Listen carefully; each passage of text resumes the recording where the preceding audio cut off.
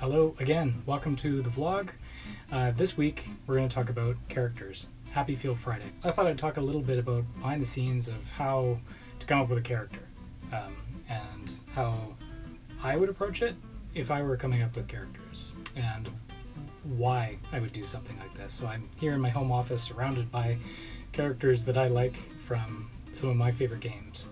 But I thought I'd talk a little bit about this so that if you're planning to do your own game or your own stories or your own worlds, this is what I would start with. So yeah, Club Penguin, we thought about things like from every angle. I'm not the absolute expert in this by any stretch of the imagination, so I'm just going to teach you what I know. Other folks on the team are a lot stronger in characters than I am, so I'm not going to pretend to be the ultimate expert in all things characters. I think Emma, Cody, Deanna, Stephanie, they're probably maybe a little bit better in this. I don't know. I'll teach you what I know about characters and how I approach them.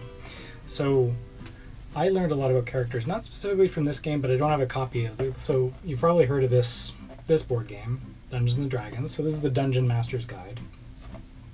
And the Dungeon Master in D&D is the person who is orchestrating the whole quest. They're the person who's saying, I control the monsters and all the NPCs, and every player around the table is going to interact with the story that I'm telling as the Dungeon Master. But critical to the success of everything is the character sheet. So this is already a filled one. So this comes in the default Dungeons and Dragons guide. So the Dungeons and Dragons basically just gives you mechanisms and dice to express characteristics about a character. So you'll see in here you've got, strength, constitution, intelligence, wisdom, charisma, and obviously that's going to tell you a little bit about a character's demeanor. Are they really charismatic? So if we were doing a character sheet, we could do this about anybody. We would make up a character and you say, oh, Chris. This is the character sheet about Chris. Chris is a human, and he's a fighter. And, what that means is, he's strong and dexterous, but he's also not the most charming. So it gives you an idea about the where the character comes from. And so I used to, when I was a kid, I would play with some friends. I'd play Star Wars, the role-playing game, which is Star Wars but in a tabletop environment. So you have something similar to the Dungeon Master's Guide. We also played a lot of Hero Quest. I'd say I probably played more Hero Quest than I ever did Dungeons and Dragons. And what's great about those games is they're tabletop experiences, but they help you tell stories. In fact, fun fact, you may not have known this, but this is such a great tool for inventing stories that the Adventure Time team would, apparently in the writing room, this is how they would come up with their scripts. They would sit down and they would come up with their own character sheets for all the different characters that are in Adventure Time, and then they would play out scenarios. But the difference is the Dungeon Master, in their case, would come up with really wacky, out-of-this-world scenarios to play through. So when we were doing stuff at Penguin, we also had character sheets, and I managed to find these. So this is there's Jetpack Guy, there's Rookie. It gives you an idea just a little bit about these characters' personalities. And this was a template that we generated. It took us a little while to come up with this, but it gives you a lot biography, what they're like, what their role is, some quotes that you would hear from them. But more importantly, defining moment of awesome, which sounds very Deanna and Cody. I'm sure they came up with this one. Favorite things, their appearance, but random facts, quirks about the personality, which is where it starts to get interesting. So if you watch a movie, a character is defined by their experiences and how they react to those experiences, right? So you have a defining moment in Batman is when he's quite young. Spoiler alert: his parents, he watches them get murdered, and so it makes and he falls down the well, so he's afraid of bats. So he has this whole leaning into his fear, and then he has this anger about his parents being murdered, and so he has a bit of a violent streak against bad guys. So there's a lot of the things that happen to him where he has some sort of nurture in nature. So he has some things that are natural to his personality, maybe a short fuse, but then you have other things that are more learned. So, nature and everything around him has sort of had these experiences that have impacted that character to influence them in a certain way. So when we were thinking about characters, or at least when I would think about characters at Penguin, we would think about them as like, where have they been? Like Rockhopper's a great example. Most of the time he's not on the island. So why not? Why is he on adventures? Where is he going? What is he exploring? What is he doing? And the fun of a role-playing game, like, you look at like something like Dungeons and Dragons or Star Wars the role-playing game, or there's many other tabletop RPGs that allow you to explore stories. They give you a chance to imagine what would happen with a character if they're gone. And the thing is, it gets, when you're trying to make the player the hero, that's the challenging part as a dungeon master. So when you're playing D&D, you have a team of heroes around the table, and you can bend the story depending on how the players interact with you and how the rolls go. So I don't have any dice handy, but if you roll die and it goes well or poorly, that influences the direction of the story, because you may have as a dungeon master, you may have set it up so that you think that the characters are going to go this way. But then when it's not successful or they do something unexpected, you suddenly have to be able to completely change your whole plans. So as a dungeon master, I think it's probably one of the best learnings that you could do to teach yourself how to bend a story and adapt depending on how players interact. And that was sort of the challenge with telling a story in Penguin, because we had millions of heroes. So suddenly it's like, okay, well now with millions of heroes, how do you let each player be their own hero? So if a player is playing as Jetpack Guy, and Jetpack Guy's primary trait is that he's tough, but his shadow trait, or his dark side, is that he's actually kind of facetious and sarcastic, and his fatal flaw is that he's inflexible and rigid. That sort of plays out the characters, or the people at the table, the dungeon master interacting with Jetpack Guy, and vice versa, have to adapt to each other in the scenarios. That's why, to me, I would like to see more, Penguin lore RPG stuff, to see where people come up with where the world would go. I mean, if you think about it, we didn't go too far, didn't explore too much with Penguin as an island. There's like two islands. There's the lore of CPI, and there's the lore of CP. And I think they're sort of related, but unrelated in a way. But those are just two places. There's all these other places that you could have explored, and all these adventures you could have gone on. And what was happening in between the months of when there was a frozen party and other things were happening in the in-game narrative. If you're coming up with your own characters, my suggestion is to find a system like GURPS, which is an open source role-playing game system, or even just Dungeons and Dragons or something similar. If you're not into Dungeons and Dragons, like I said, there's Star Wars, there's other ones that are less fantasy themed and might be more up your alley, like space fantasy, which Star Wars is.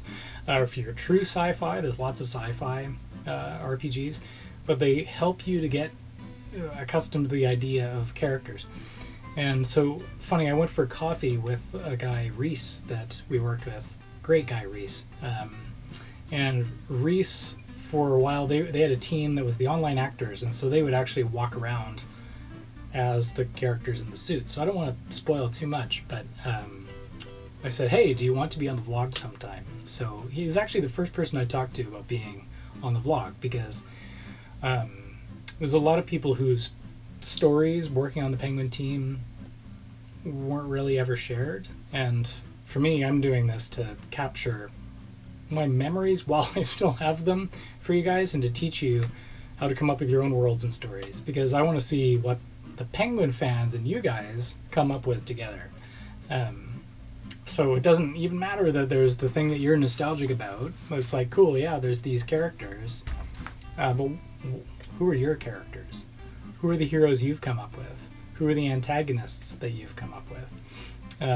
Plus, one thing that's interesting about Penguin was that we